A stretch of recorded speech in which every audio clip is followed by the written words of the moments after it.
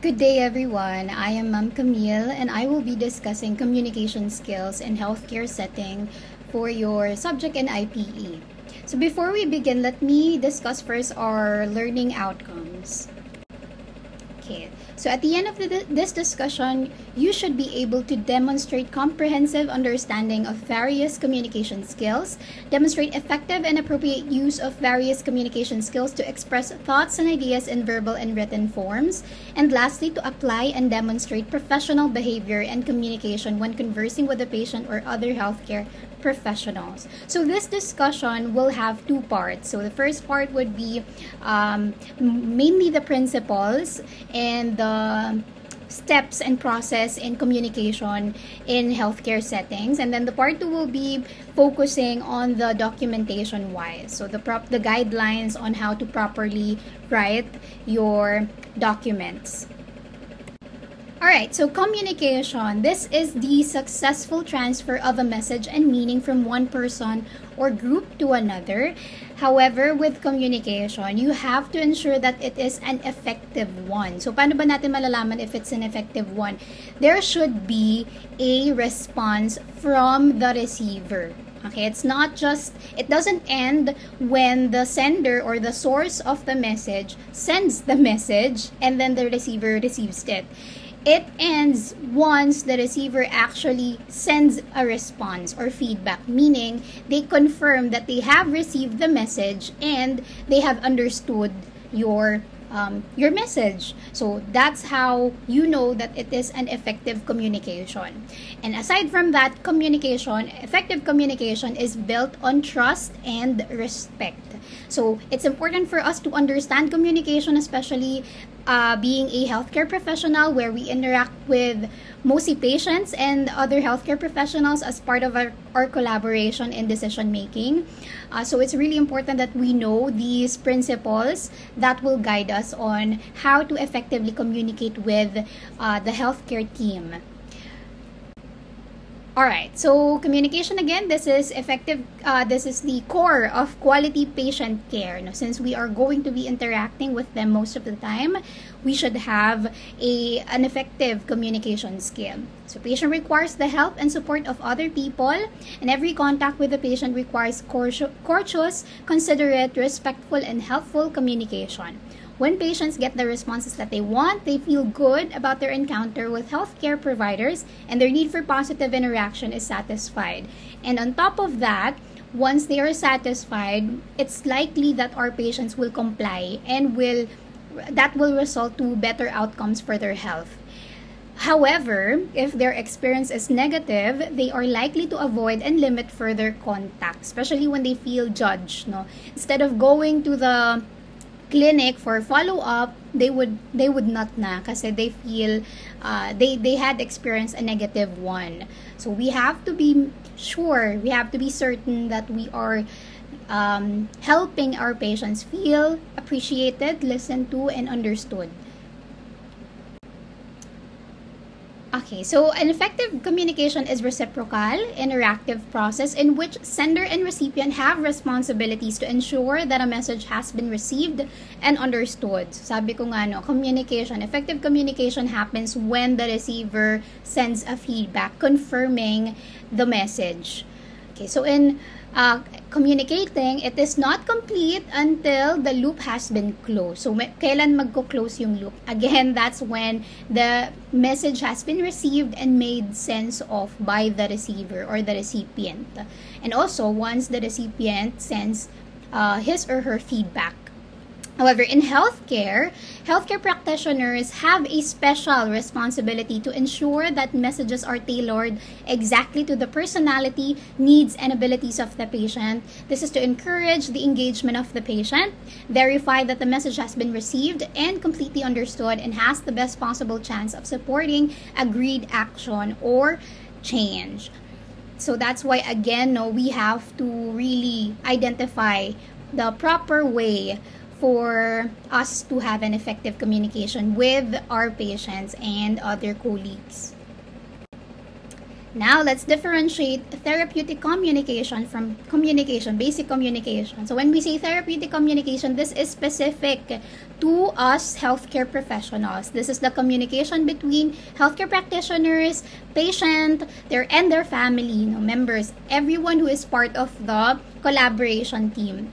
Okay, so anyone that takes place in the advancement of the patient's well-being and care, and it has three main purposes. First is to collect healthcare-related information about the patient through the use of interviews, provide feedback through healthcare-related information, education, and training. We'll have a separate topic for patient education. It's an important therapeutic communication as well, especially for us physical therapists. We do this a lot of time.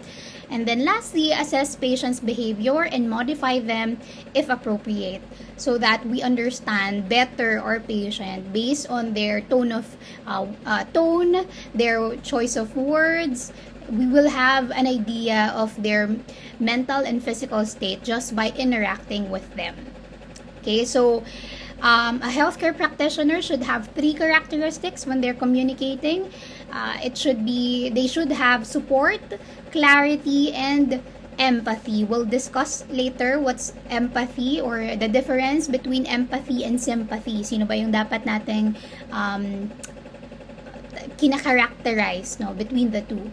Alright, so aside from these, we'll further discuss the importance of therapeutic communication, especially with the written form of communication, such as documentation, as a way of communicating with other healthcare professionals, and also as a way of investigating their medical history ng patients natin. Now, let's move on with the models of the communication process. So, we have three models. So, it's just a general overview of the communication process. So, as to serve lang as an awareness of the different communication processes happening with interacting with people. So, first, we have the linear or action. This is message transfer, wherein communication takes place once a message has been sent and received. So basically, ito yung, I think this is parang the ancient na definition of communication. Once a message has been sent and the message has been received, that's it. That's your linear action. So as you can see in the figure, wait, I'll point it with my... Ayan. So as you can see here in the figure, it's a linear process, meaning once the message has been received, no more, no less, that's done. Communication is done. However, if you would look at interaction, the second model, this one encompasses na exchange of messages. So this one combines two elements, your action, two elements, your context and your feedback. So sabi ko nga, diba, one way of ensuring an effective communication is by the recipient giving feedback. So this one ensures that may confirmation na tayo that the message has been understood and received. So interaction, again, this has the combination of two elements, which are your feedback and the context. When we say context, context means, basically, it is the, ba't ganyan yung sulat ko? Context is the environment in which the communication happens or takes place. So, for example, we have physical context, such as consultation room, PT room, hospital. Yan, yun yung mga context. Environment, basically, kung saan kayo nakikipag-usap with your patient. Okay, so feedback naman, this is again the response coming from the recipient. So, with this type of model, it's still linear. However, it has a process na. And it also, there's an exchange na nga of the message. So from the recipient giving feedback. And lastly, we have the transaction, which is message creation. This one is the most realistic model among all three, since it has, hinaharangan ko pala siya, This one has all of the elements now of the communication process, which we will discuss further on the next slides. Again, this one is the most realistic and most sophisticated because it has all of the elements together, and we are using them simultaneously. So we'll have a thorough discussion on the next slides regarding these models. So let's start first with the linear model.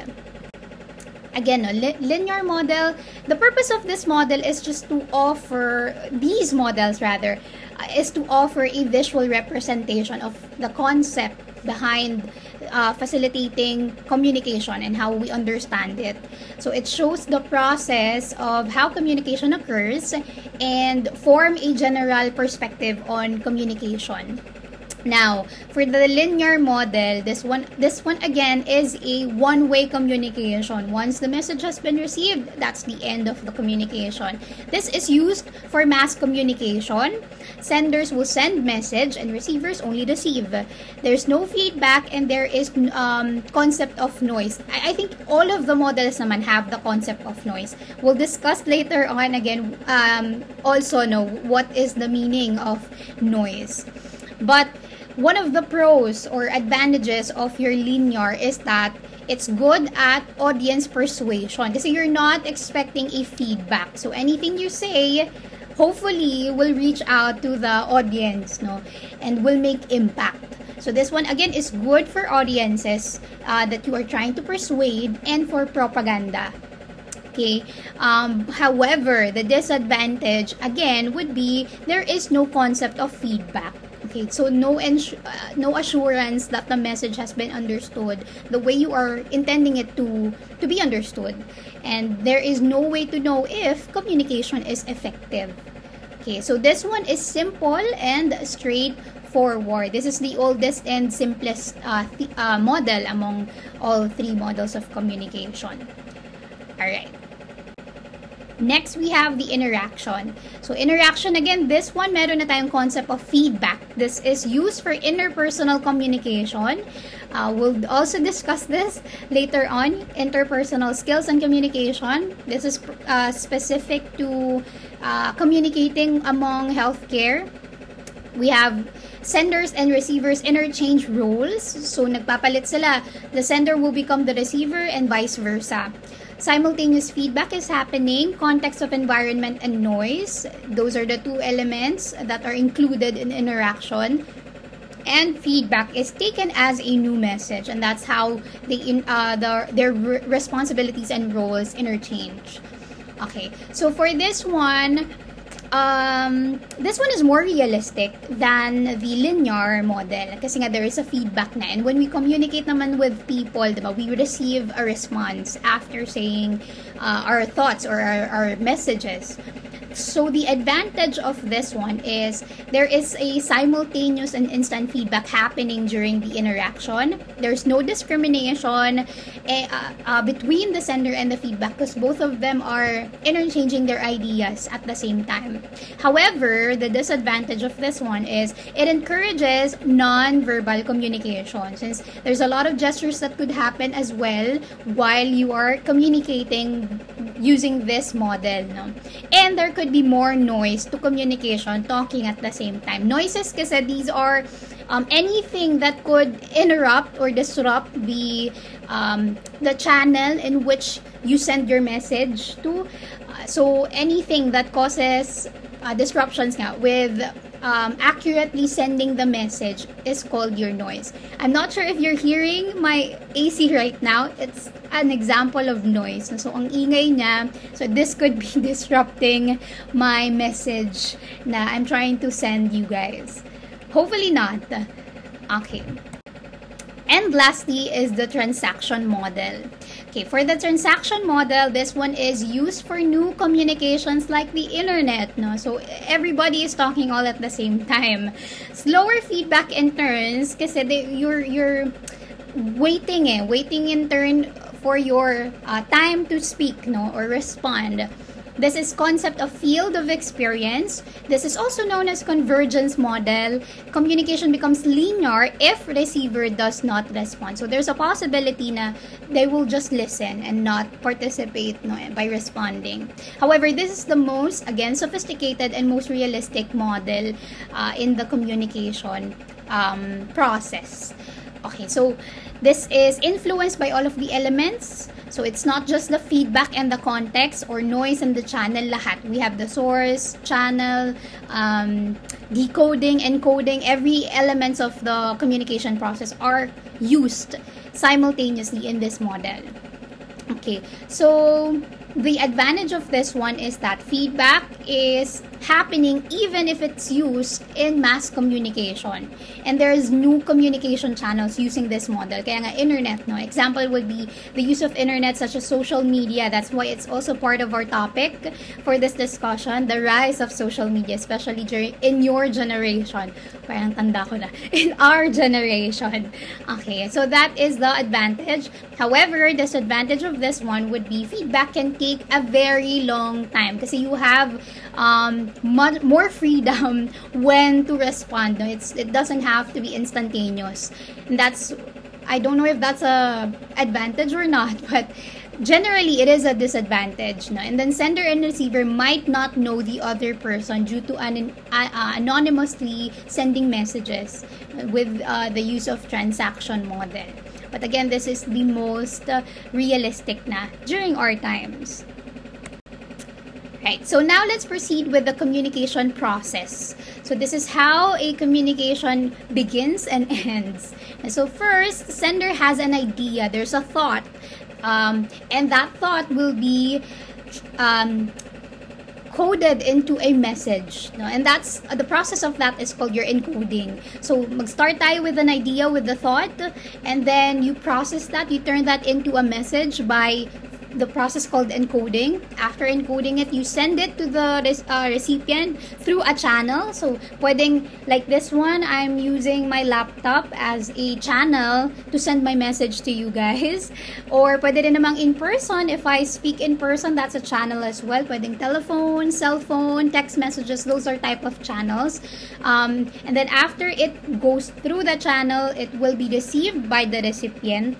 And then once the recipient receives that, they will decode the message. So again, encoding is a role of the sender or the source.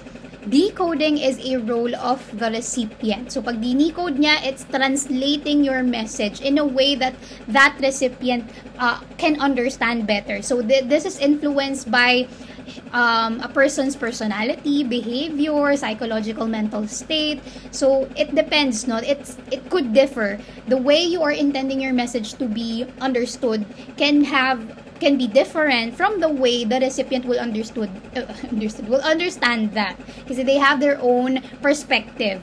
All right. So 5 steps of communication. It begins with sender has an idea or thought to communicate. Sender will then encode that idea in a message. The message will now travel over a channel. Receiver decodes the message, and then the receiver understands the message and will send a feedback confirming the message has been received and understood. Right, so those are the 5 steps. No? So, let me just also discuss yung ating meaning. No? So meaning, this is an important element also of communication, because with meaning, it can have different understandings nga with your message depending on the meaning. So both the sender and the receiver should agree on the meaning of the message for communication transfer to be successful. Kasi if they have different perspective or understanding of the message, the meaning of the message, there could be problems with that, especially in healthcare settings. Now, there could be what we call miscommunication. Kaiba ng interpretation of meaning. There's no agreement to what the meaning is about. Okay? Now, let's proceed with the elements of the communication na kanina ko pa binabanggit. So, first, we have the source. So, the source of a message, this is the originator of the idea or the thought. So, basically, the sender. Sino yung unang nakaisip nung idea. Now, the source will put that message into a code, and that is the process that you call encoding. And the opposite of that is the decoding, which is naman the role of the recipient. So let me write it down. Encoding, this is the role of sender. Decoding, this is role of the recipient. Recipient. Oh, wrong spelling. Okay. And then the channel again.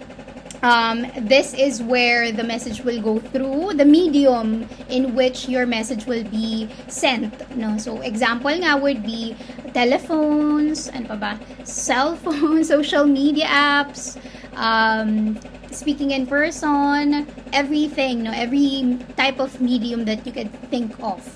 Okay? Now, wait.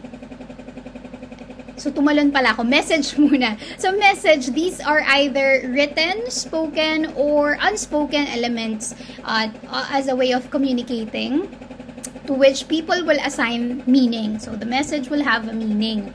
And then, you can send them either intentionally or unintentionally. Diba pwedeng may narinig lang tayo tapos we react spontaneously. And that's already a form of message. You're already sending a message through non-verbal, yung mga gestures, facial expressions.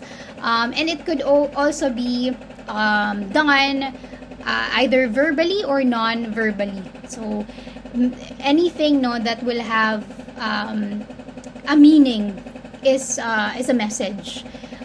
Next, we have the channel. Ito na. Channel, again, this is where you send, or the means by which the message is expressed to the receiver. So it could either go through text messaging, email, phone, video conference, pre-recorded lecture, Facebook or Twitter, social media applications. Those are types of channels. And these channels can have what we call noises. Ito. Noise.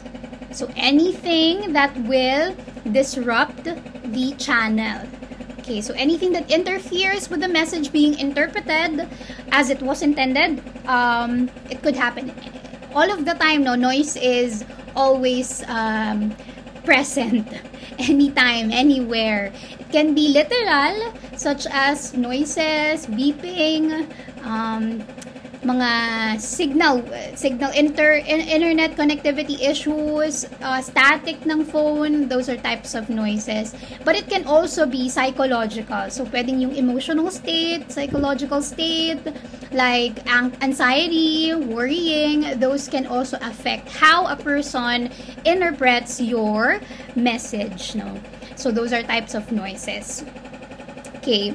Next, we have feedback. So, the feedback is the response to the message by the receiver.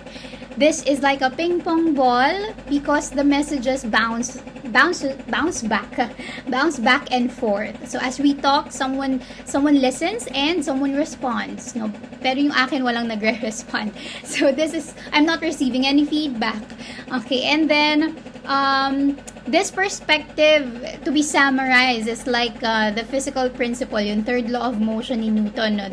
That is, for every action, there is an equal and opposite reaction. That is your feedback. So, there should be a reaction from the receiver. And then context. Context, again, this is the environment for communication. So, it could either be physical or psychological. So, physical meaning yun kung saan talaga siya, yung location where it occurred. Example nga would be hospital settings. Pwede namang, kunyari, nasa vacation yung friend mo, nasa beach, so medyo busy siya, hindi kanya kayang makausap agad-agad. What else? Context also, again, not only the physical, no, it does not just encompass the physical attributes or environment. It can also be presented by relationships, no, or psychological context nga. So, your relationship with the communicator has also an influence with how the messages will be interpreted. So, you have to also consider that. And then again, meaning, this is most important part of communication because this is where this is basically the whole point of communicating, is sending the meaning of your message. And again, if it's not agreed upon both sides, pwedeng magkaroon ng, this could result to miscommunication. So hopefully, we try to avoid this in the healthcare settings when we are communicating with the healthcare team. Alright, so now let's move on with the two forms of communication. Actually, three dapat yan. But we'll focus on this part of the discussion with the two forms of communication. We have the verbal and the non-verbal. I'll just write na lang the third one. The third one is the written. Written communication. It's also, it can be considered as part of the non-verbal, but some books kasi, some references, they separate written communication. Ay, hinarangan ko. Basahin natin yung quote. Words can destroy. What we call each other ultimately becomes what we think of each other, and it matters. So you have to think twice before sending a message. No? Huwag tayong, ano tawag doon? Huwag tayong magsalita, magbitaw agad ng mga salitang hindi natin pinag-iisipan. Okay, so these are the different ways of communicating. We have writing, listening, reading, and speaking. So right now, I'm doing speaking, and hopefully you're doing listening. And then we have the writing, which we will further discuss at the end of this discussion. So when we say writing skill, this is an essential communication skill for us clinical practitioners, because this is how we communicate with other professionals through documentation. No, and so we need to really establish good writing skills to effectively communicate with them. Listening skill naman, this is a foundational communication skill that will let us understand the intended meaning of the speaker. Okay, so this is also this influences how we understand meaning, the way we listen, no? And also yung mga channels natin are affected by noises through listening. And then we have the reading skill, which is a skill critical for communication that enables us, healthcare practitioners, to evaluate professional literatures and use the findings that we have evaluated in PT practice. And then lastly, we have the speaking, which we will be discussing on the next slide. This is a type of verbal communication. So we'll focus on the speaking part. Okay, verbal communication, this is use of spoken words like I'm doing right now and sounds to successfully relay a message from sender to receiver. A clear language is essential to create an effective verbal communication through, hopefully I'm doing all of this, word choice and content, grammar and pronunciation, the tone, and the expressive tone. That's a different type of tone kasi.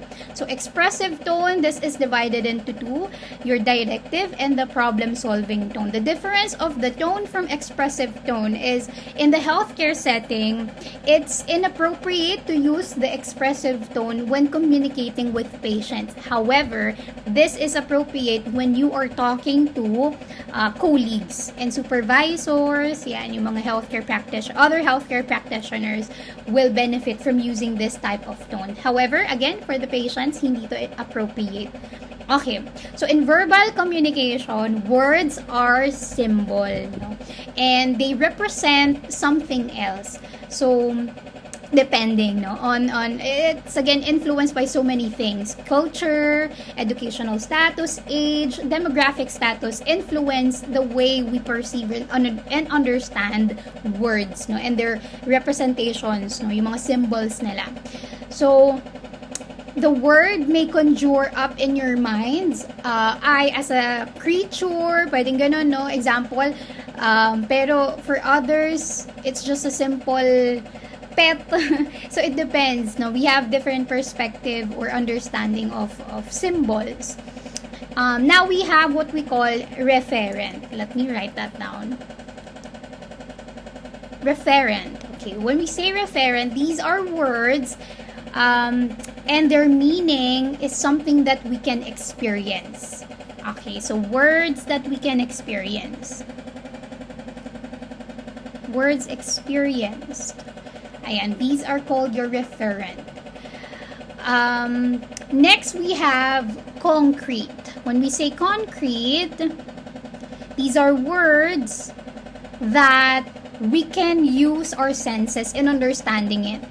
So, gumagamit ng senses. Senses such as physical touch, smelling it, seeing it, hearing it. Those are example of a concrete meaning. Okay?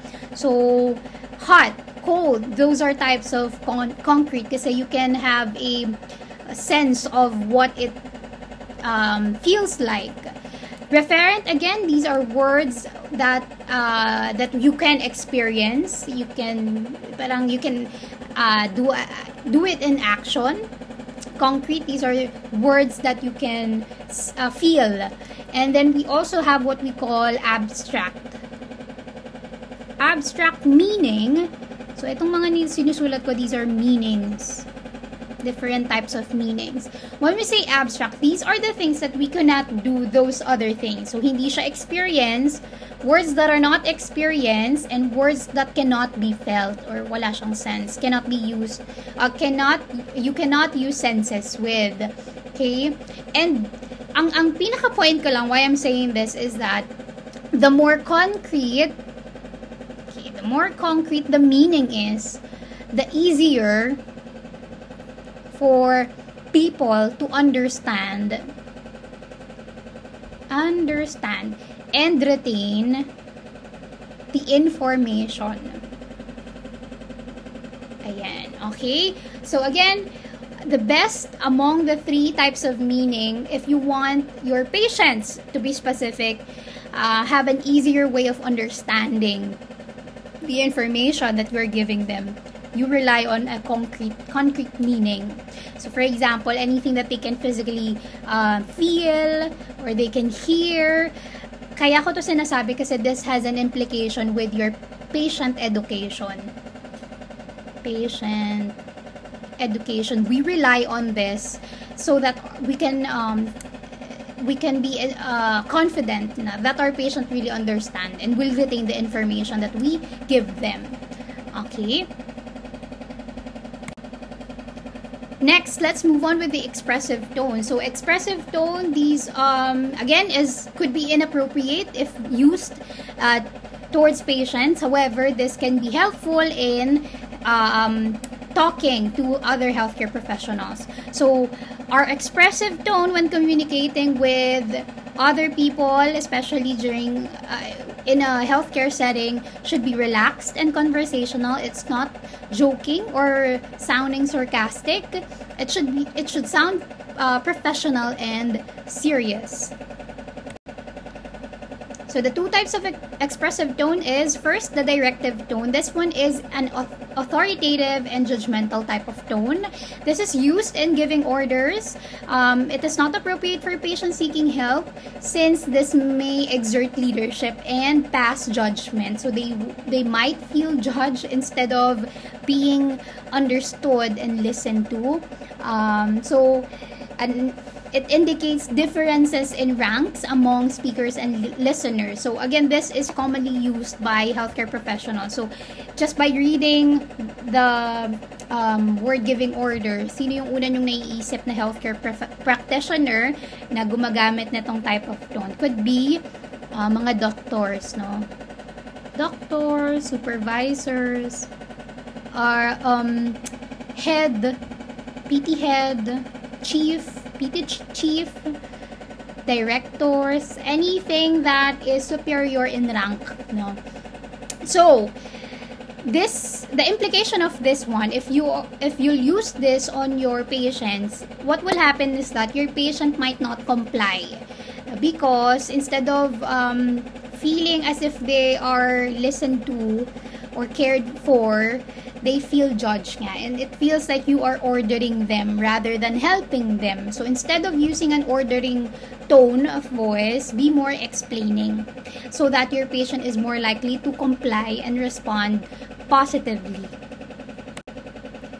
Second is the problem-solving tone. So this one is rational, objective, and unbiased. This tone is used for analytical conversation and is the one most frequently used among healthcare practitioners. So basically, this one is used sa mga meetings, case presentations, Ayan. So, this is used when you're trying to solve a problem. So, sa mga decision making, ayan, conversation. So, tones for that type of conversation, such as coming up with an answer, you use problem-solving tone.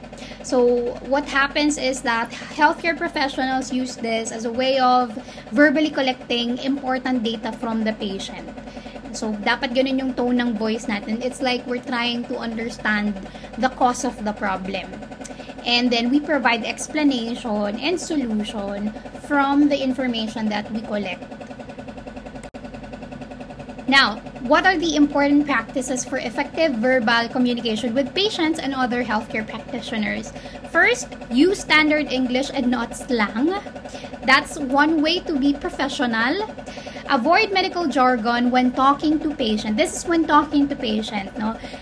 With medical practitioners, there's a possibility that they can understand medical jargons, but not all uses the same medical jargon still. So, try to avoid it as much as possible. Pwede lang natin siyang gamitin among PTs, kasi we have one way of one medical jargon, pero among other healthcares could be different na. Talk to patient and not at the patient, and be a good listener, because this shows them that you genuinely care and do not see them as merely patients that needed their service or attention, but rather they are someone that you are committed to helping. So, talk to the patient, not at the patient, and help the patient be a good listener by explaining with respect and courtesy and empathy. You will encourage the patient to be a good listener. Okay, next, develop skills for listening and paraphrasing. Paraphrasing is such an important skill in healthcare, no?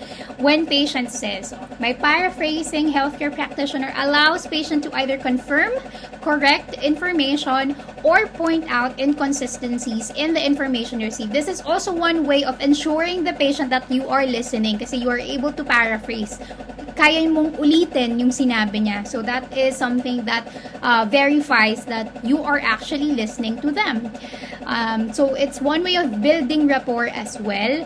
Building rapport with our patient is such an important element as well, because this will strengthen the relationship we have. And once we strengthen our relationship with them, that will lead to them trusting us and also respecting us. And furthermore, that will lead to positive outcomes for the patient.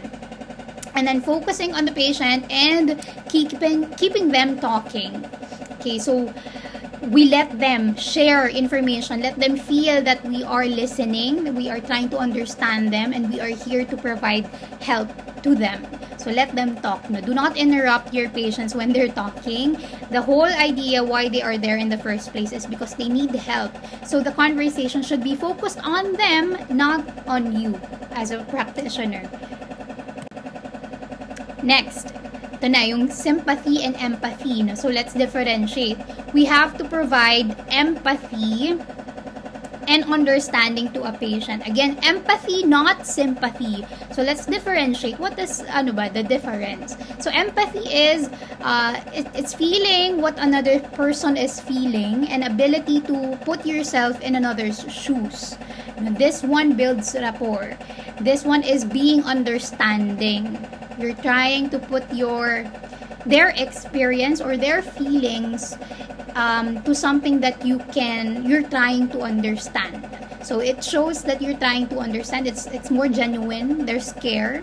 However, with sympathy kasi, it's just having awareness of what other person is feeling. You acknowledge it and you feel sad about it. So you know that it's something that's depressing, sad situation. So what are you gonna do? I just feel sad. I acknowledge you're sad and I feel sad for you. That's sympathy. Pero if it's not for me to try to understand why you're sad, parang hindi nyo na siya problema. So it's better for us to practice empathy than sympathy. Okay? Kasi empathy again will make the other person feel appreciated and understood, while sympathy, this shows distance between the healthcare practitioner and the patient, and that could lead to a negative feeling on the patient's part towards healthcare practitioners kasi nga you're not trying to reach out and understand their feelings. Okay, now let's move on with interviewing patients. Now, we have 3 types of questions in interviewing our patients. Actually, madami pa yan. But we'll focus on the 3 major types of questions. We have the open-ended question, the closed question, and the multiple-choice question. When we say open-ended questions, these are longer, more detailed, and provides emotional answers. This encourages patient to further discuss issues of concern. It's helpful in understanding patients' needs kasi you let them talk. You let them become talkative using a open-ended questions. Close-ended, this is simple yes or no. This is helpful lang in filling in gaps for medical purposes such as gender, male or female, history, past medical histories. Do you have the history of diabetes? Yes or no. Family histories of cancer? Yes or no. So those are just to fill in other medical information or medical data. Lastly, multiple choice question. Multiple choice question, this one provides patients with options and you let them feel as if they have control in a way in the decision making of their care. So it's a nice way also to include in your interview process to make them feel actively engaging in their care, no? in the advancement of their care. Okay, so let's be more specific with open-ended questions. These are again questions that will elicit more than one-word answers from the patient. So example is asking your patient, what brought you here today? So your patient will elaborate. I came here because my back is hurting after falling from the stairs, blah blah blah. So it's more detailed. It has a long explanation. Versus close-ended questions that it can be simply answered by yes or no. So examples, are you feeling well? Yes or no. Does it hurt right now? Yes or no. Yan, yung mga type of close-ended questions just to fill in mga parang side questions. Okay, and open-ended question is often begin with what, who, where, when, how, and why. Those are questions that will elicit an open-ended answer. Okay, so close questions. Again, this is if you want a more specific answer. So specific. Kunyari, hirap na hirap ng mag-elaborate yung patient natin ng masakit sa kanya. So for example, I'm complaining of my back. It's hurting. After falling from the stairs 2 weeks ago, and then you're asking, can you describe the pain? Kasi hindi niya ma-describe. It's just painful. So you can use close-ended question to have a more specific details regarding patient's pain. So paano? You ask them, is it like numbing? Is it dull? Yes or no? Does it have an electric-like feeling? Yes or no? So those this type of question helps you have a more specific answer. Right? So it could be helpful as well. Alright, so let's have some drills. So let's identify the question type. So first, when does this pain started? Ano kayang type of question? Is it open-ended, closed-ended? This one is, when does this pain started? It's asking for further elaboration. That's open-ended question. Have you ever had angina before? This is asking history. This is a yes or no. So this is closed type question. And then, do you drink alcohol beverages? This is also answerable by yes or no. This is also closed. How would you describe your pain? So in describing pain, that is asking for an elaborate answer. So this is an open question type. Alright, so hopefully correct yung mga answers nyo. Okay, next is the do's and don'ts in interviewing patients. So first is by not using patient's name. So, paano lang siya tinawag? Hoy, patient A. So, ganun lang, no? So, you have to make sure that you are giving the right impression, diba? First impression lasts. So, and it happens, first impression happens in greeting them. So, greeting them in the initial meeting can last and can make good impression. So, you call them by their name. So, pwedeng sir, sir something, sir name. Ma'am Camille, yan. Not, teacher, gano'n, no? So, you call them by their name. Kasi it also shows respect. And you need that in establishing rapport. Next, do not interrupt patient. If they're talking, let them talk, no? Kasi once you interrupt them, that's also disrespectful, it's unprofessional, and that shows that you are kind of rushing them, no, to end their conversation. Do not give patient unsought or unrelated advice. Although, as a Filipino, no, it's a really hard thing to do. Medyo madaldal tayo at talagang sometimes we try to put our advices and personal advices to people, but we have to avoid that. So we have to stay focused and speak only to the patient's care pertaining to its context. Let's avoid giving personal advices. Do not do not talk about yourself instead of talking about the patient. You are here to discuss their case, and it is inappropriate to talk about personal information on your experience in the matter that concerns the patient. So the focus is them. The reason why they're there is because they're feeling something because of because of their health. No? So we have to refocus, divert our attention back to them when we are, starting to feel as if we are focusing more on our personal experiences.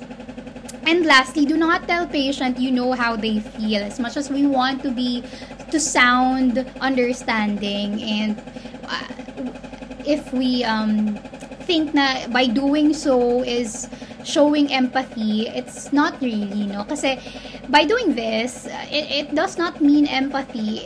Instead, it diminishes the significance of their feeling. Kasi you're trying to parang, it's something that can be generalized, no? Oh, you're feeling that, na naramdaman ko na rin yan. I've also experienced that, been there, done that. So let's try to avoid telling the patients or telling our patients that we know how they feel, but instead we just have to be let them know that we are listening and we are trying to understand them.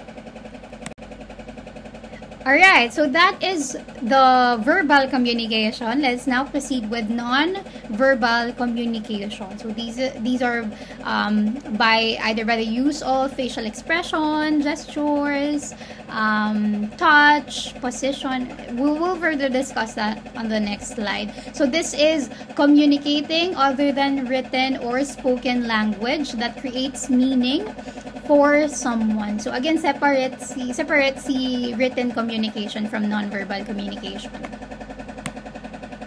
Okay, so again, gives further meaning to the message, to the verbal message, by enhancing or interfering with verbal messages being delivered. If practiced, patients become more satisfied with care, thus leading to patients' compliance and health outcomes will be improved. Just like what I'm doing right now. No? There's also non-verbal communication happening simultaneously while I'm verbally communicating with you, because it gives further meaning or context to the message that I'm trying to send.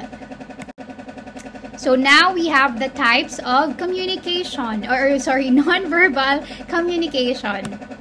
We have the kinesics, proxemics, and the touch. When we say kinesics is the use of body movement in communicating, such as gestures, facial expressions, and gaze patterns. Other examples are personal space, position, posture, and touch. And when we say facial expression, basically these are the emotion that we show through our faces, such as grimacing, no? And grimacing may signal us that someone is hurting, our patient is hurting. But if nakasmile, it could say that our patient feels good, feels happy. Gaze patterns naman, this is a form of communication and a method of collecting information. How? By monitoring, regulating, and expressing. So, gaze pattern, you're just observing. And we collect data from observing them.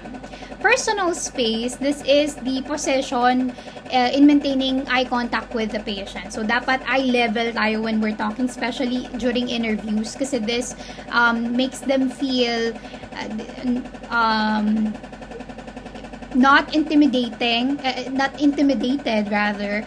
So, it gives people a sense of identity, security, and control by doing the eye level position when talking to them, or eye contact level.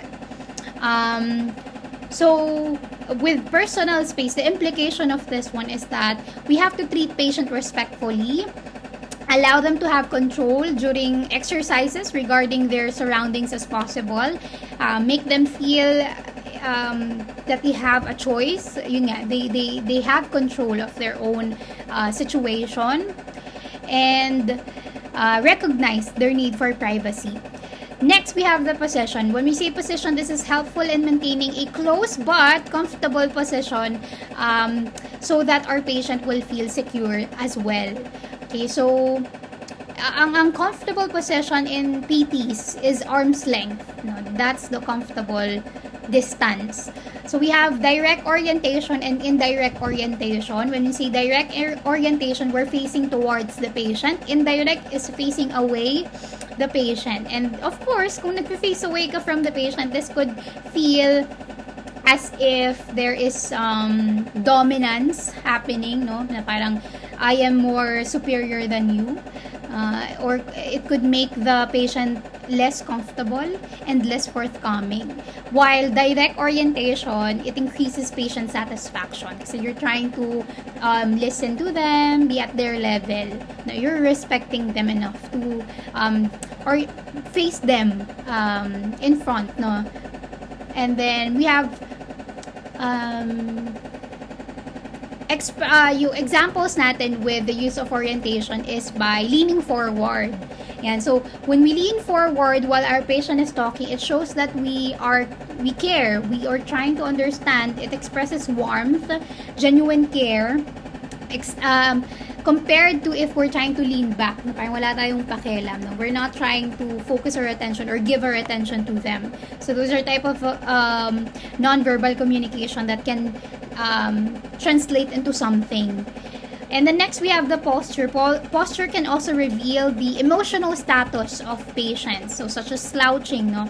If someone is depressed or discouraged, ang makikita natin, there's a drooping of the head, sagging of the shoulders, low muscle tone, and if they look sad, they look fatigued. So, those are the postures that you can also observe that could have a meaning, no? And can help you further understand the behavior of the message that is being sent. Touch naman, touch is a critical non-verbal communication in establishing rapport. This offers reassurance, empathy, sincerity, warmth, and comfort to our patient. And aside from that, aside from conveying caring and empathy, this also is used as a tool for examining, diba? We have palpation as part of our evaluation process. So that also is part of communicating with them, that we're trying to understand and look for the problems, no, for us to come up with a solution.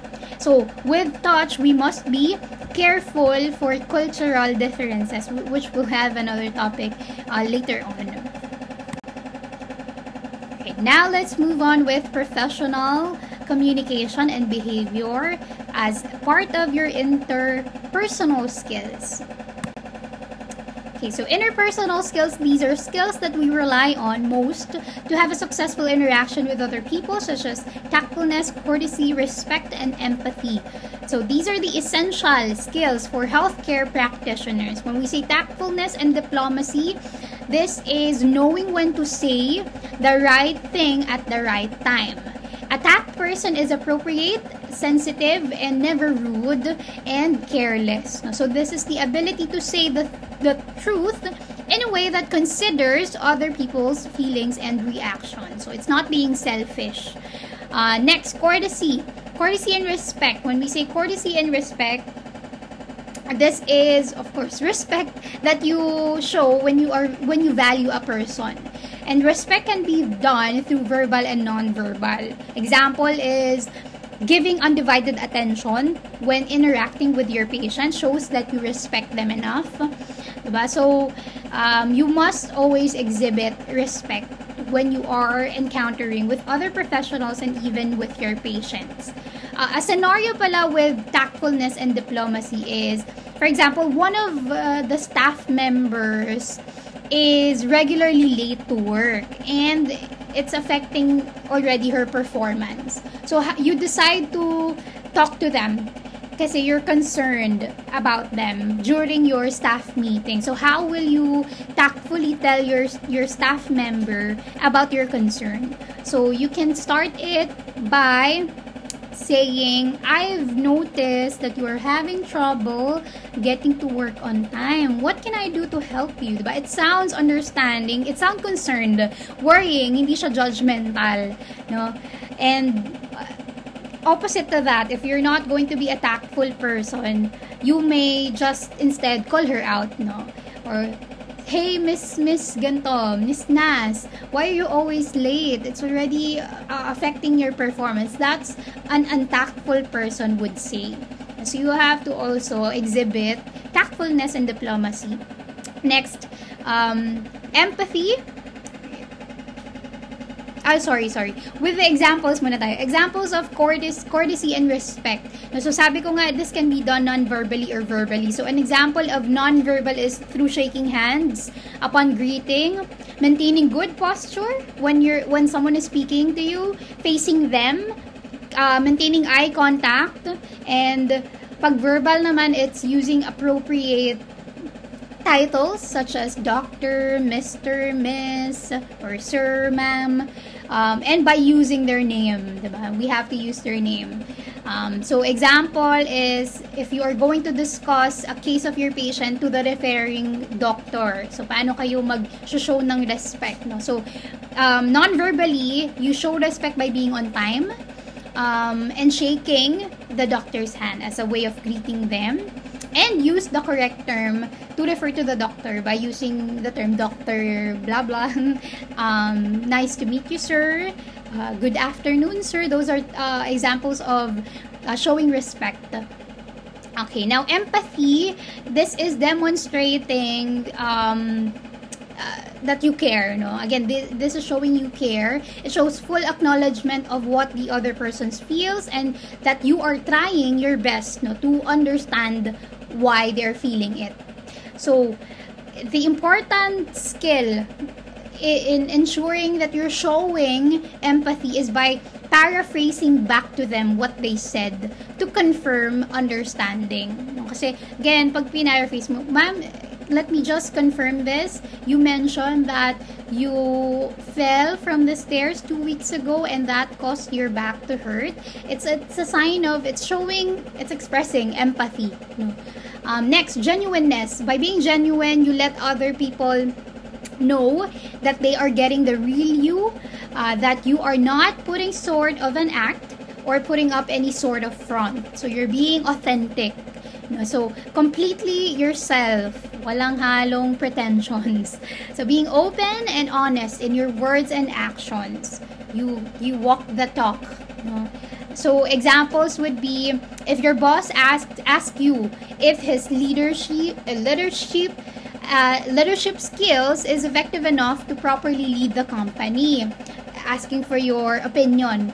Will you let him know about the effectiveness of his leadership skills? So, an example of showing genuineness is by answering yes and communicate it to your boss. You let them know that they are actually doing effectively as a leader. And being a genuine person, you will not hide the fact that he is actually doing a great job. So, but when you say to your boss that when you say that you are that he is actually effective as a leader, you have to also say that in a tact and respectful manner. So these are all the essential skills for healthcare professionals in building interpersonal relationships. Okay, now let's differentiate between assertiveness and aggressiveness. No, when we say assertiveness, sino ba between the two ang kailangan nating i-exhibit as healthcare practitioners? So let's differentiate them first.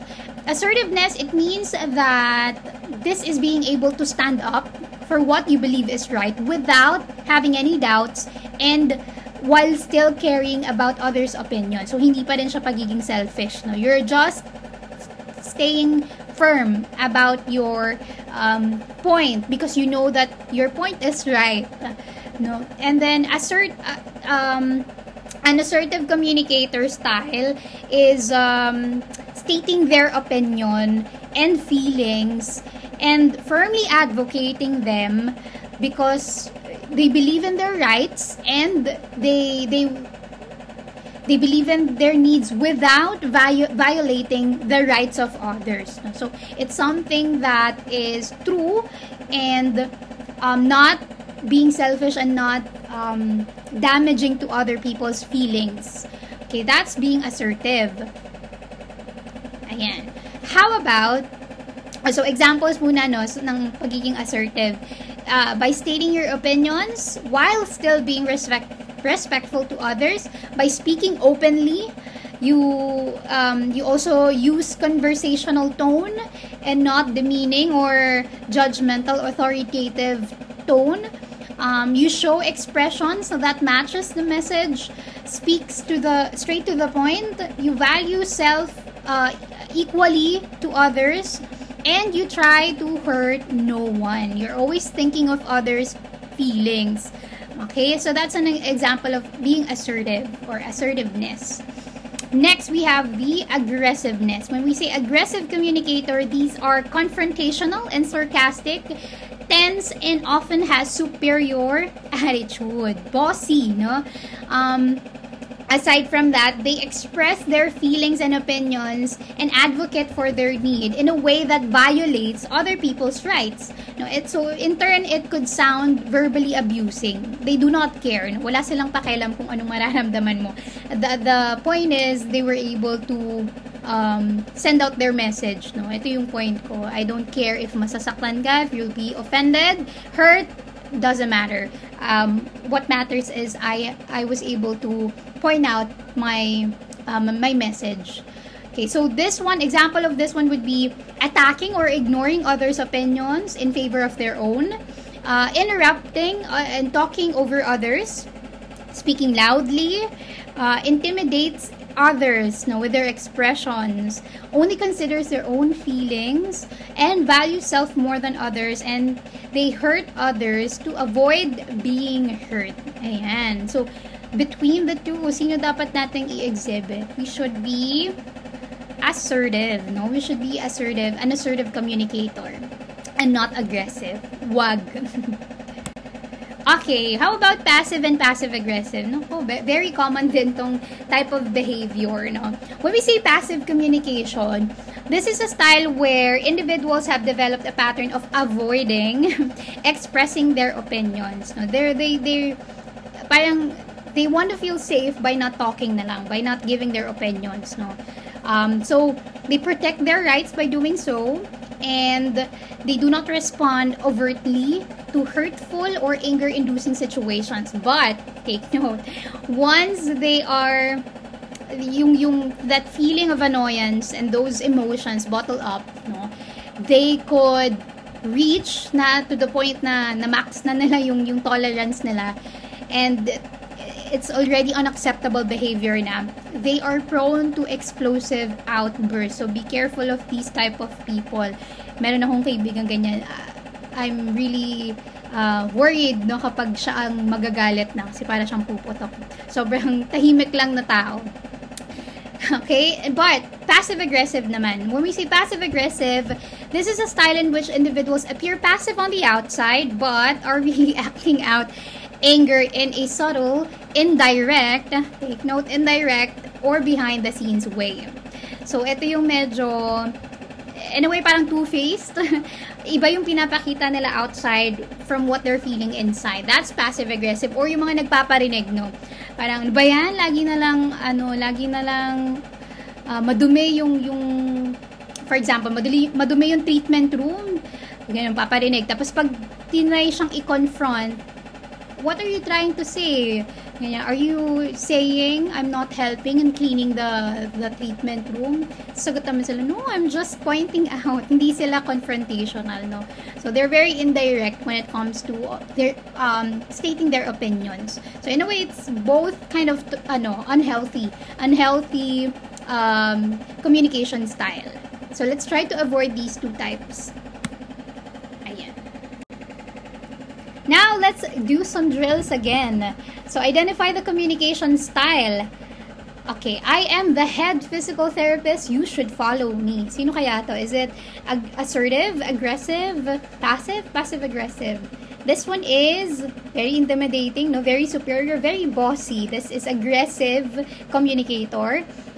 Could you tell me more information so that I can understand what you are saying? Very shows empathy. No? This one is, assertive. It's okay. It is not important. Sino yung mga ganito? People pleasers. This is an example of passive. Okay, passive. You are not a good physical therapist. Sakit. This is passive-aggressive. No, this one is passive-aggressive. This one is, okay, I was caught. The last one is aggressive. That's an aggressive type. Okay, next we have the interprofessional communication. So, this one discusses the case of the patient only to the professionals who are within the circle of care. This is specific na to healthcare professionals, no? Yung interprofessional communication. It's like therapeutic communication but more specific among healthcares. Response to requests for copies or reports and records in a professional and timely manner. Communicating with the professionals. What is the best time for you to communicate? Ensure that communication will run smoothly and efficiently by being prepared. At the end of the interaction, reflect on what could be improved to facilitate subsequent interactions more efficient and effectively. So these are the ways, no, on how to have an effective communication within your interprofessional relationship with healthcare practitioners. So you have to make sure that you discuss this properly, mga information regarding your patient, no? And because there is an advantage in sharing information with other healthcare practitioners within the circle of care for that patient. So this is done by effective and secure communication techniques, ensuring privacy and confidentiality, responding to the requests nga, being timely, showing professionalism, and at the end of the interaction, what's important as well is you evaluate how the interaction happened and you reflect on it so that you can improve the next time you facilitate or interact with other healthcare professionals. Now, these are the barriers to effective interprofessional communication. So, of course, if there are personality differences, yung isa tahimik lang, yung isa madaldal, introvert, extrovert, diba? Medyo pwede silang mag-clash, hindi sila magtugma. Personal values and expectations. Hierarchy, of course, this is a problem with feeling superior. Scope of practices and level of powers. Diyan nagkakaroon ng mga miscommunications and barriers when it comes to an effective communication among professionals. Next, generational differences. Differences in language and jargon. Sabi ko nga, hindi lahat ng medical practitioners or healthcare practitioners use the same jargon. So, you have to also consider that. Historical, interprofessional, and intra-professional rivalries. No? So, baka may mga away pa lang nangyayari. May mga conflict na pala beforehand, no? Yung mga professionals. No? So, that is definitely a barrier for an effective communication. So, if that happens, collaboration will not succeed. So healthcare professionals should work together, collaboratively, instead of working autonomously. And professionals may have different perceptions of their roles and responsibilities, leading to miscommunication, and they could have a different goal for the patient. And for them, their opinion is much better because they're more expert in that field. So that could also cause mga communication problems. And communication failure may arise from hierarchical differences, role conflict, ambiguity, and struggles with interpersonal power and conflict, no? And also, ayun, if they have that type of superiority in them, definitely they will not follow others, no? If somebody else gives their opinion that they think is better, other person would not listen kasi he thinks I'm more superior than you, or I'm much better than you. So that will definitely lead to problems, no, in giving an effective communication. Okay, now, these are the effective therapeutic communication skills and strategies among healthcare team. Lahat to babasahin ko na lang. By remaining silent with patient, remaining non-judgmental, show acceptance of what the patient tells you, give recognitions, offering oneself, give patient the opening, let them speak, lead the discussion, make observations, encourage communication, and lastly, the most important, paraphrasing to show empathy and to show that you are listening. Yeah. Next is the patient education, which is a type of communication that we do with our patients. So, kanina, interprofessional, that's among healthcare. Patient education, this is specific naman to PTs or healthcare practitioners communicating with patients. So, this is an integral process that changes or enhances a patient's knowledge, attitude, and skills to maintain or improve their health. It's a very important process that we also include as part of our management, because this can really affect the way a patient understands and perceives her or his health status, no? So examples would be instructions on proper use of medication, proper diet, then detrimental effects of vices or inactivity, or the benefits of using or doing exercises. So this one encourages patients to take care of themselves and to take active role in their health. So you're giving them again another way to have them control their own life or their own health.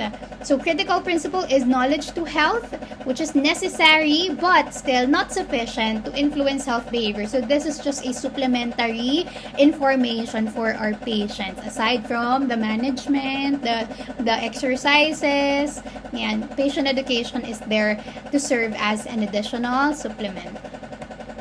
So the three important objectives: changing health behavior, improving health status, and to improve, lastly, patient compliance, which is pinaka-goal natin as PT. Why we do... oh my God, wait. Okay, nag-move na siya. So, pinaka-important nga is the patient compliance. As physical therapists, we do patient education so that they can still perform their exercises at home, and once they do those exercises at home, there is patient compliance. And when they're also aware of what's happening with their health, it will also improve the way they adhere to exercises. So that's why it's important to include patient education as part of our management. So 3 steps on approach to patient education. First, assessment of patient. Second, design of instructions. And third, selection of teaching strategies and resources. Let's go first with the assessment of patient. Now, with assessment of patient, this can be done through demographics such as ethnicity, socioeconomic status, first language use, age, education level, healthcare background, physical and psychological conditions. So, this can impact kasi how a person will understand your education, your patient education. Next are the learning styles and information and the content to be included in the teaching teaching session. So, the learning styles, we have three different learning styles. We have the visual, auditory, and kinesthetic learner. So, what type of learner are you? Kung sinabi natin visual learner, this one is learning through the use of pictures, diagrams, or anatomic models. While auditory learners, this one prefers engaging verbally with questions and answers or discussions. Such as reporting and oral reporting, group discussions. Next, kinesthetic learners, they learn by demonstration of task, having a physical feel of the technique by healthcare practitioners, followed by practice of technique. So this one is what we use as part of our patient education.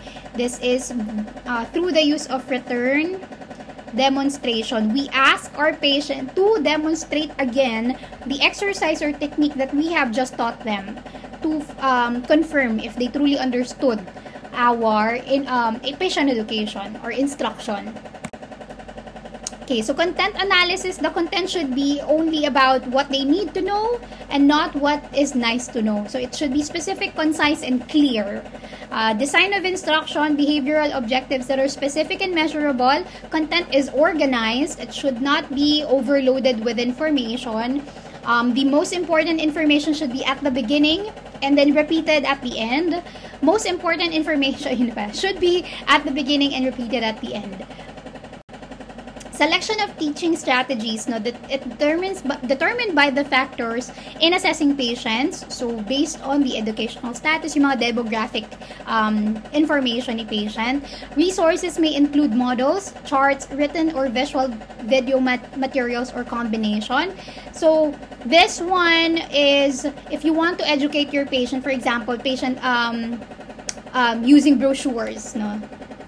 Na ginagawa talaga namin sa clinic, using brochures, no, this is a written material that includes images, no, models, charts showing how to perform an exercise or yung epidemiology of the condition that they have through the use of charts. Ayan. So with this one, may question, no, during teaching session, what do we use versus at home?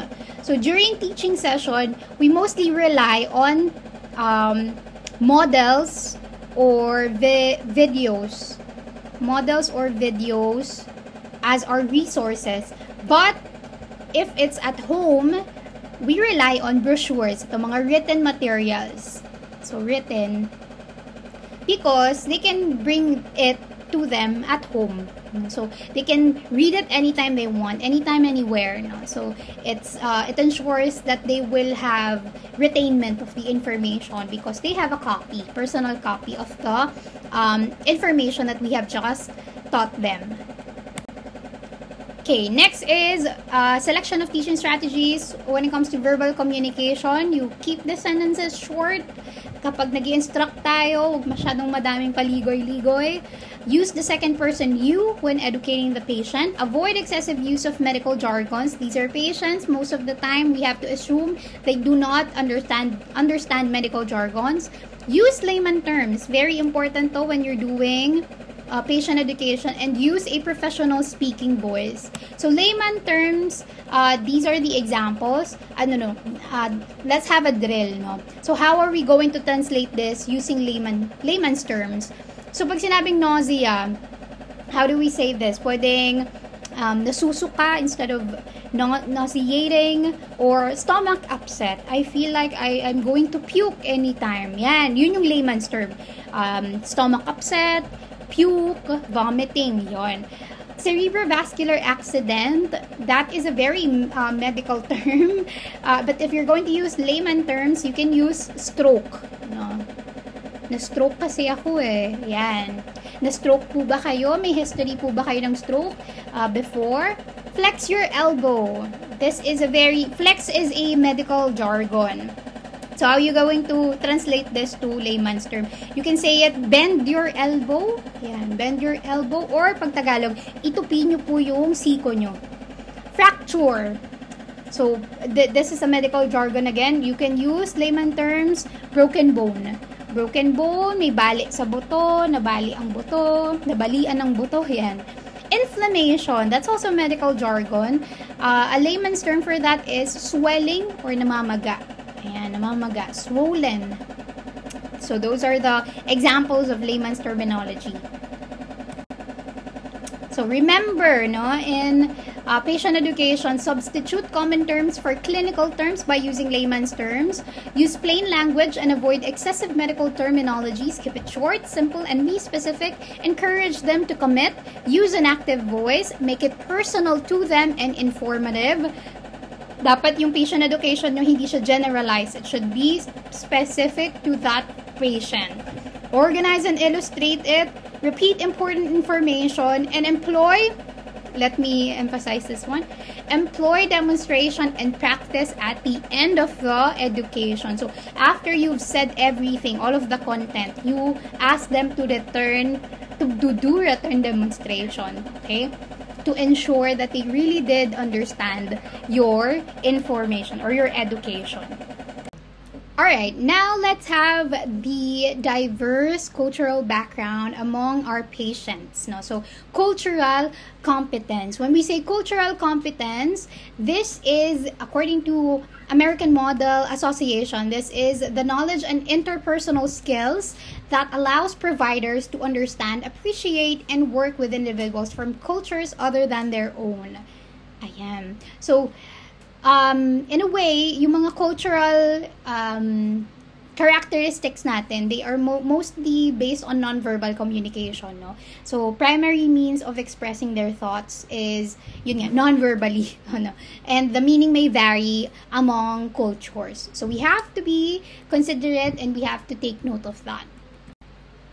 So, nonverbal communication in cross-cultural contexts, again, their primary means of expressing their thoughts, and they may vary per culture. No? So, we have to be aware of that. So, these are just the tips for improving cross-cultural communication between healthcare practitioner and patients, and strategies on how to communicate with patients who have limited English-speaking patients. So, I'm not going to read this na lang. I'm just going to let you read this part since it's already written in a bulleted form na. Okay, and you can also screenshot this if you want, but I think I'm going to send a PDF copy of this PowerPoint. So anyway, you can just read it. Next, let's move on with communicating with colleagues. So, always use appropriate means of communication with coworkers. Be professional. Wag masyadong mag-chat sa Facebook or social media. That's something too private, no? Private ang mga yan. Next, appropriate attitude is assertive, not aggressive. Just a reminder. Always choose appropriate time and place for important communication. Avoid messaging your colleagues at midnight or alanganing oras. So, be mindful of the time. And how about for supervisors? No? So, in communicating with them, keep them informed by keeping them updated. If there are conflicts happening, improvement, or concerns that you want to voice out, you tell them. Ask questions. Minimize interruptions of supervisor's time. If it's not important, wag na lang. Show initiative, no? Kasi it shows that you are committed with your work. Now, let's move on with telecommunication. So, we're done now with verbal and non-verbal. Let's move on with the rise of technology and electronic communication. Ayan. So, specifically, it's now called your telecommunication. So, telecommunication, this is with the use of telephones, one of the most important forms of communicating between healthcare practitioners and patients, and also colleagues. No? One of the advantage of this is that it allows immediate interaction among sender and receiver. Kasi when you're talking to them, you get a feedback right away. No? And you can ask for clarifications, and you can provide direct response if they're asking for questions, vice versa. Ayan. Okay, now what are the etiquettes no in communicating through telephone? So always identify yourself at the beginning of all calls. Diba, pag sa mga office, even sa if you're on the front desk sa clinic, diba, good morning, physical therapy department. This is Camille, PT po, or physical therapist. You greet them and introduce yourself right away. And then be sensitive to the tone of your voice. It should sound compassionate, and not sound annoyed or rude. Yung pag sagot mo pa lang parang ayaw ka ng kausap, no? Next, think through exactly what you plan to say. Wag magsalita ng basta-basta kasi whatever comes out of your mouth, mahirap nang bawiin yan. Do not allow interruptions to occur during conversations. You let them finish speaking. When leaving messages, speak clearly and slowly. Give the caller your undivided attention as a way of showing respect. And let the caller hang up first. Okay, ngayon ko lang din to na ano. Pero yeah, you have to let them hang up first as a way of showing you respect them. No? Let them have the final end ng call. Okay, so you have to keep these etiquettes in mind when talking to healthcare professionals and patients using telephone. Next, we have fax and email. So aside from the use of telephones, we have also now the use of fax and emails. Not so much sa Philippines yung fax, but emails, yes, definitely. So one of the disadvantages of this one is that only 7% of the message is available for interpretation of the receiver because you cannot see the nonverbal communication, yung mga gestures, facial expressions. Ayan, so they do not also allow immediate response compared to telephones kasi emails might take time for them to respond. Sometimes if hindi sila na-notify, they wouldn't answer it right away, no? So yeah, it might take time. So that's one of the disadvantages. And there's limited cues that is more likely to misinterpret, misunderstand, or inaccurately stereotype someone, especially basing it on their gender and culture. So we have to make sure that we are sending clear message through the use of emails. Okay, now email is a cost-free method of transmitting written information. It's very convenient, no? It's permanent, faster, and more spontaneous than letter. It's most effective when messages are short and straightforward, but may also be used for longer conversations that requires attachments ng documents. Healthcare practitioners should compose emails that appears warm and caring, and also take note, professional. So we'll have the guidelines on the proper ways to write an email. Okay, now these are the guidelines on writing an email. Of course, we have the subject line. You have to put out the what is the topic of your message, what the content is about. Prepare a message in a format that is appropriate for the intended recipient. So you have to include greetings, use complete sentences and correct capitalizations, you check the spelling, you sign the message at the end of the email. Don't use capital letters since this may be interpreted as shouting.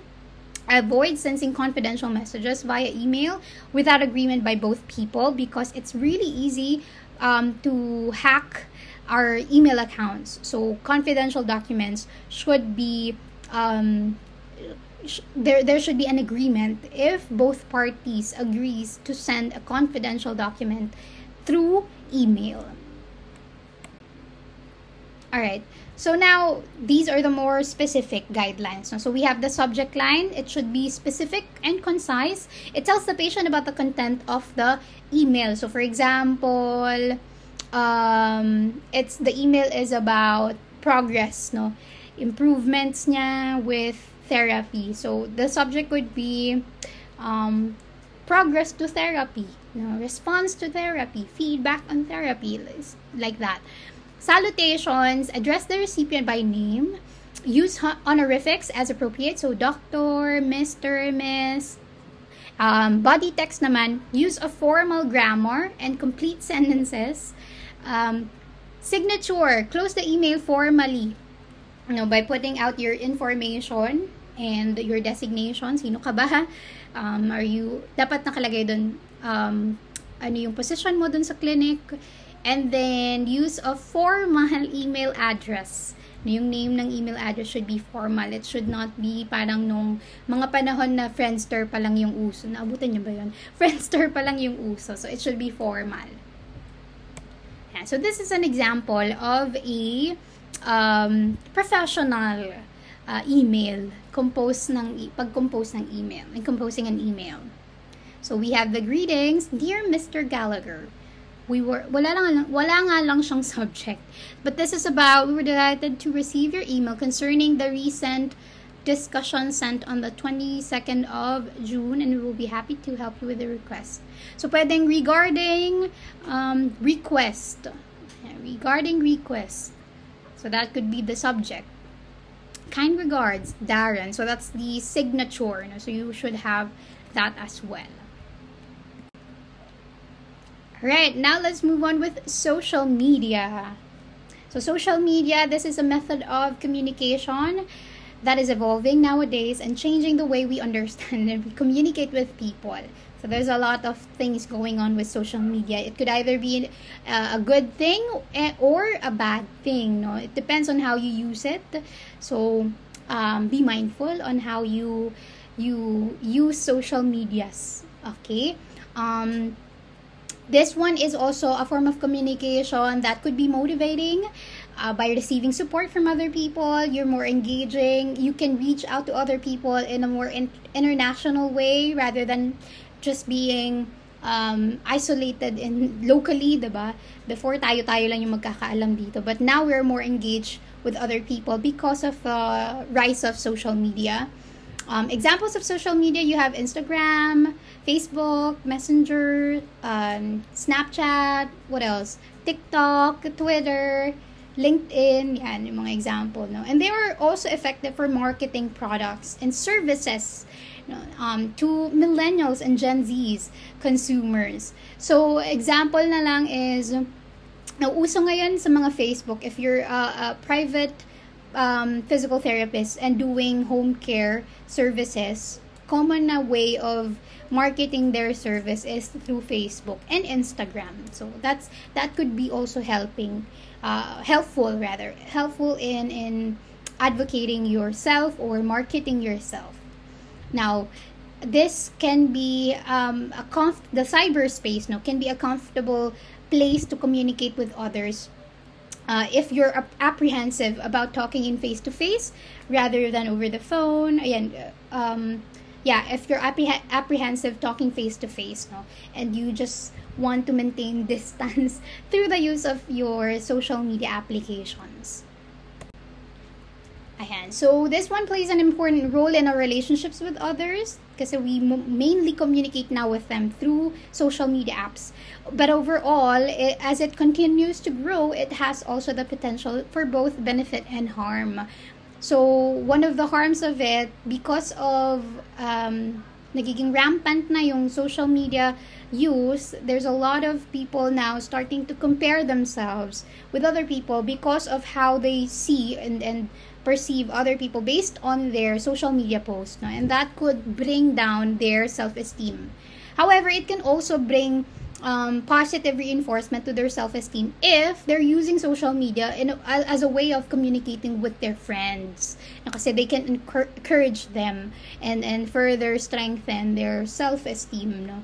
But again, if you're using it the other way around, it can really be detrimental. So be mindful on how you use them. However, two major concerns. This is specific to using social media for virtual meetings. First is screen time fatigue. I have experienced this, especially during the start of the pandemic when everything is done virtually online. Sobrang draining siya, no?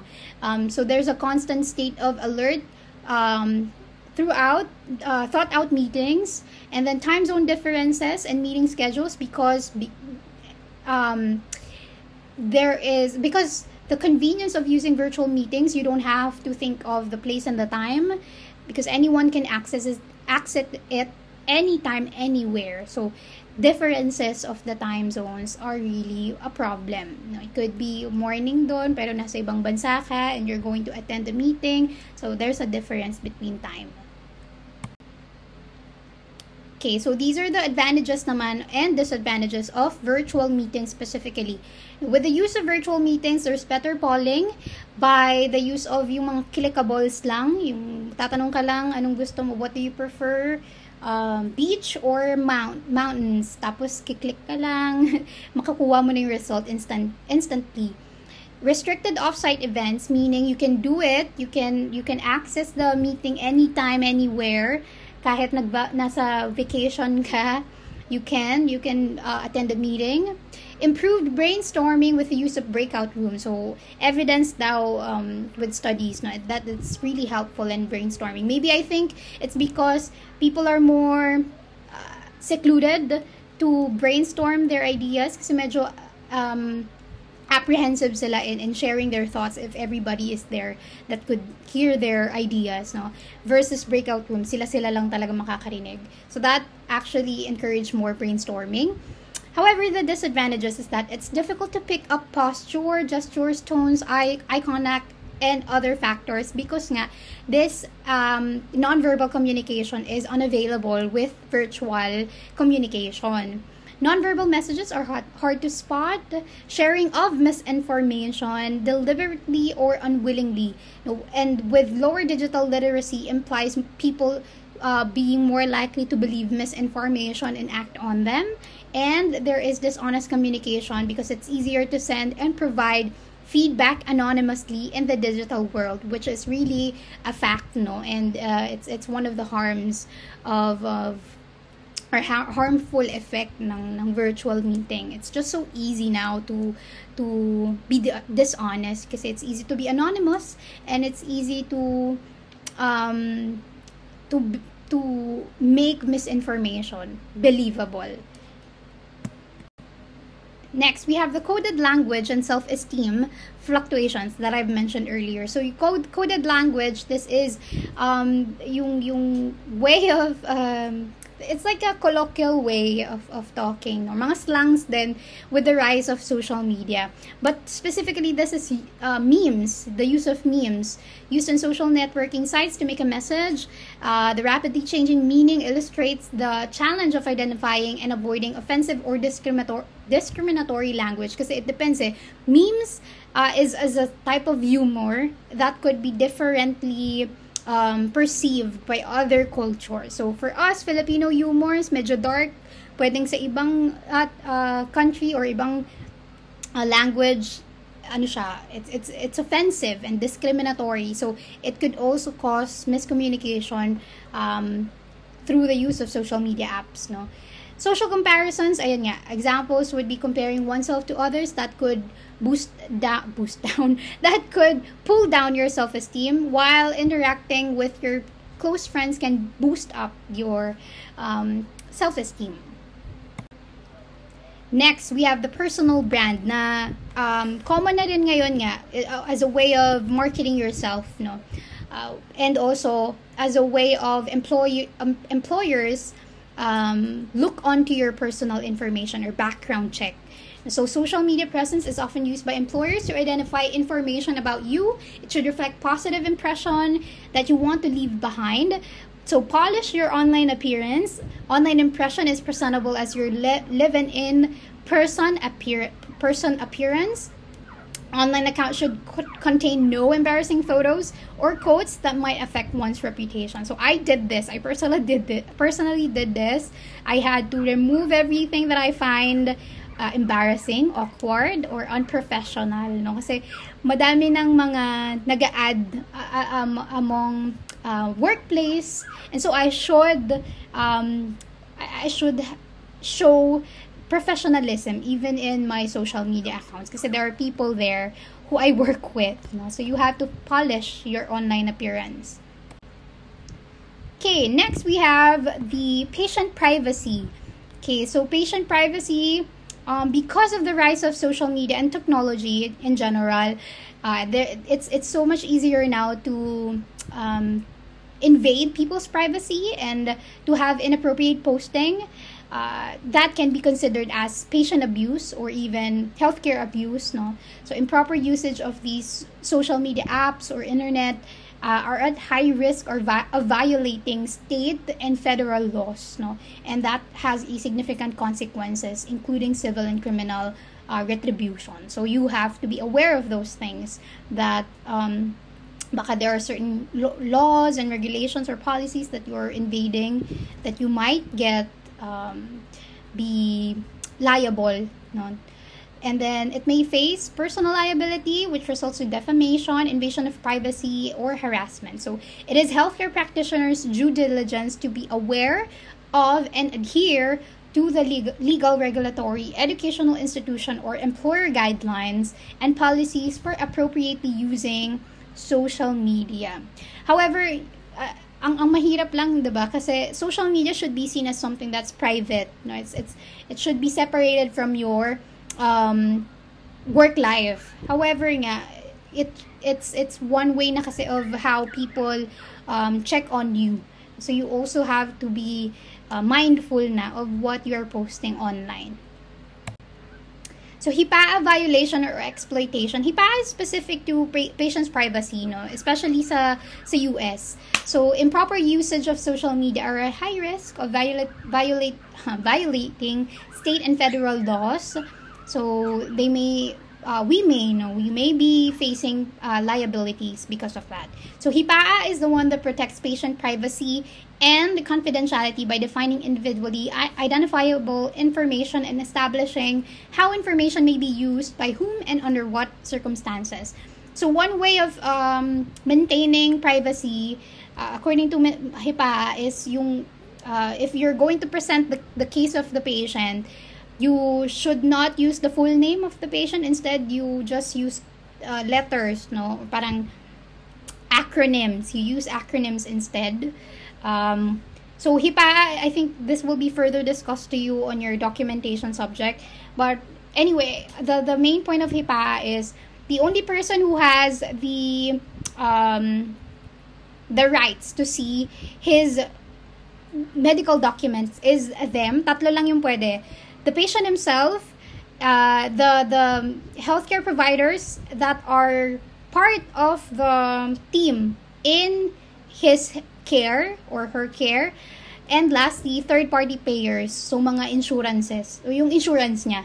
So yun lang yung tatlong pwedeng humingi or makakita ng documents niya. The rest, they need the consent from the patient themselves. So for example, parents, no, if they want to see their kids' documents, this is if emancipated yung teenager, ha. They need to ask for their teenager's consent, their child's consent, before they can access their documentation. So that's under HIPAA law, which I think will be further discussed to you on your documentation. Alright, so now let's proceed with writing. So documentation na tayo. Documentation and rehabilitation. I think this is the last point for the part 1 discussion, and then we'll have a thorough discussion pa on the guidelines on the part 2 discussion. Okay, documentation and rehabilitation. So physical therapists, we spend a lot of time interacting with patients, clients, and healthcare professionals, and that's mainly through verbal communication. However, aside from that, we also spend a handful of time documenting, no?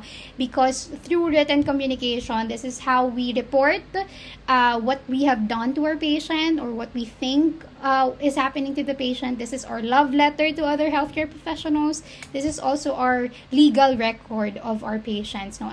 As a way of also protecting us from any complaints, no? So you have to be familiarized on the proper ways in documenting as PTs. So it should be accurate and timely, no?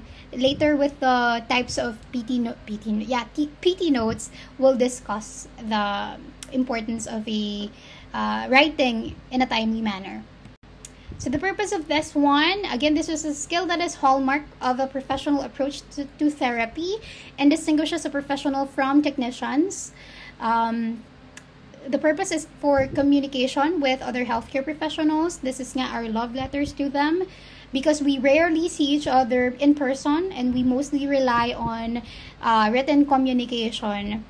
So we have to ensure that we are properly communicating and appropriately and accurately writing down informations in the documents. This is also a way to communicate with third-party payers, especially in the United States. It's very important that you have an accurate and appropriate documentation for their insurance, kasi they rely on it. They base their insurance, if they can be insured, no, on your documents. If they find out na what you're doing to them is something that they can do independently at home without your help, they're not going to be given insurance for that. So you will have to justify the need for physical therapy so they can get insured. And sometimes the reason why they stop going to therapy is because they don't have money anymore, no, hindi na sila insured. So those are the things that you have to also consider. And lastly, of course, as a legal record. Now, the tone of your voice in writing is also important, since the attitude of the writer towards the reader of the audience matters. It conveyed through choice of words or viewpoint of the writer, and use of passive voice in writing professional documents. And so how do we differentiate active from passive voice? Okay, so this is an example. Pag passive voice, Michael said 4 words. Active voice, Michael was able to say 4 words. So you have to use a passive voice, no, in using in writing professional documents. Okay, now these are the common writing errors. We have the redundancy. This refers to using of the same terms within a sentence and across abutting sentences. It may also refer to the repetition of the same concept or idea. So example is this one: the patient had difficulty attending on task during the session. Patient was non-compliant and inattentive. So you can just say yung last sentence. That's enough actually. You don't have to repeat it again.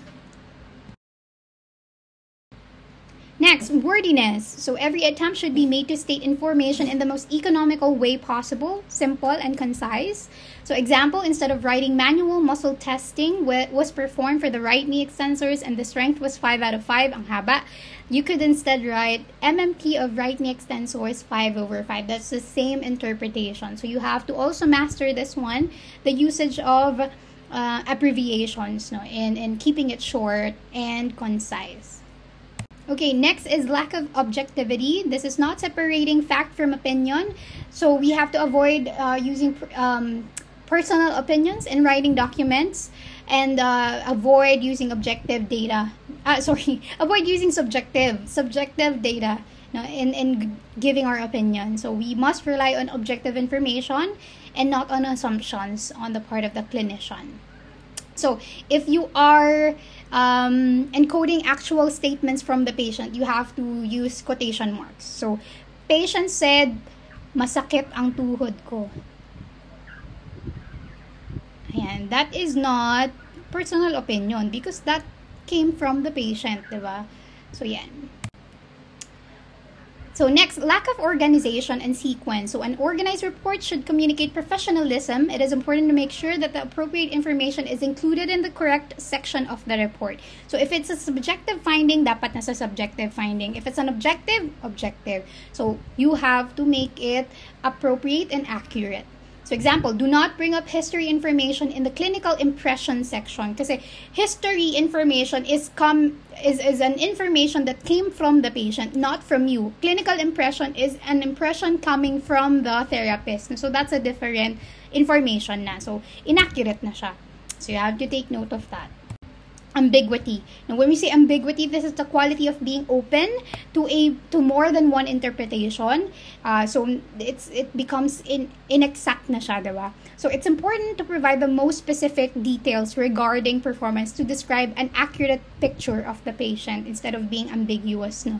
And an example is, instead of the patient has balance problem, you can write the patient has difficulty in maintaining standing position. Kasi balance can be seen or interpreted in so many ways. No? So you have to be specific in that. What specific type of balance siya nahihirapan? Is it standing balance, sitting balance, dynamic balance, static balance? Madaming type of balance na. So you have to be specific in documenting that. Tense errors. Na. So avoid switching tenses within the same section. Typically, the case history or subjective portion of the documentation is written in past tense because this has already been shared to you, information that's been told to you. So past tense na siya. While the other section is written in the present tense or future tense. So you have to also consider those things. Next, spelling and typographical errors. This can tell the reader the ability of the writer to communicate using the English language. And sometimes we're being judged, no? Our professionalism is being judged with the way we use spellings and grammars. Okay, now we have the 4 basic types of notes. We have initial evaluation, daily notes or your session notes, re-examination or progress notes, and lastly, the discharge notes as discharge summary. Now, with initial evaluation, this is a comprehensive report of clinical findings, history, medical conditions, assessment of findings, goals and plans of care, and reason for referral. So, very extensive siya.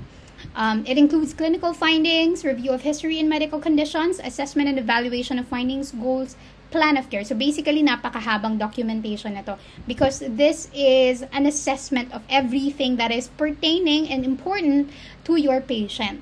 So lahat yan, uusisain nyo.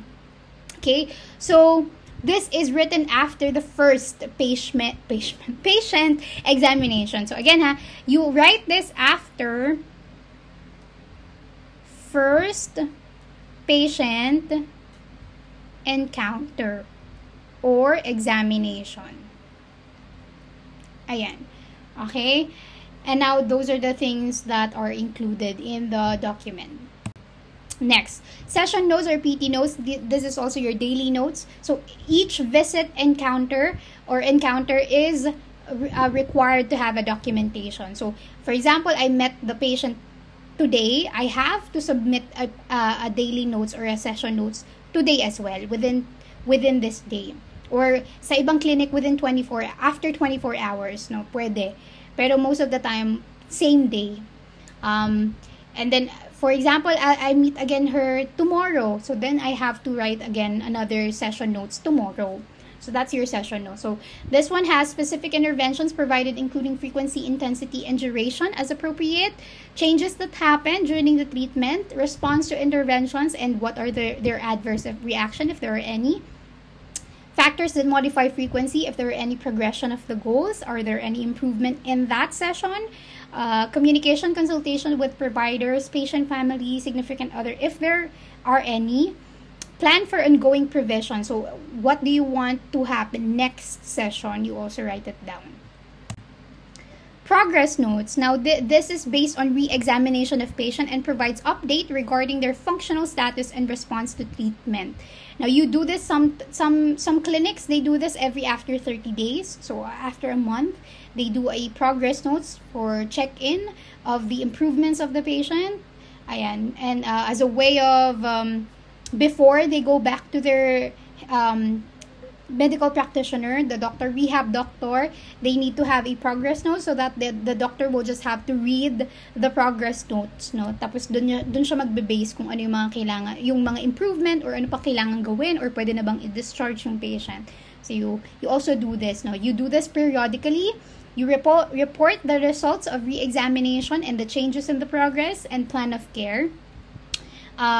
So it's basically just providing an update of the patient's status over a number of visits or certain periods, yun nga, sometimes 30 days.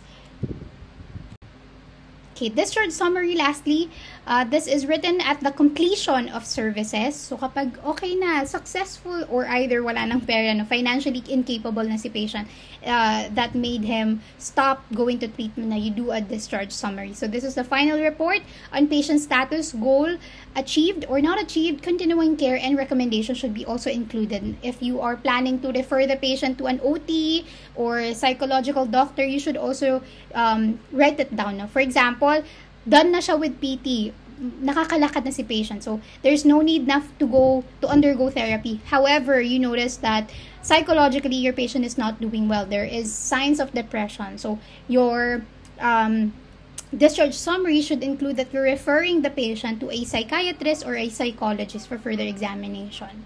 So home program, referral for additional service, and equipments needed are also written in the discharge summary. Alright, that is done for part 1. We'll be having the part 2 about the medical records, the type of formats, and the guidelines on properly documenting your written communication. So, take a break first. Your part 2 will be discussed on your second day or next week. Next week, asynchronous session for the communication skills topic. So, thank you for listening, and we'll continue the discussion on part 2.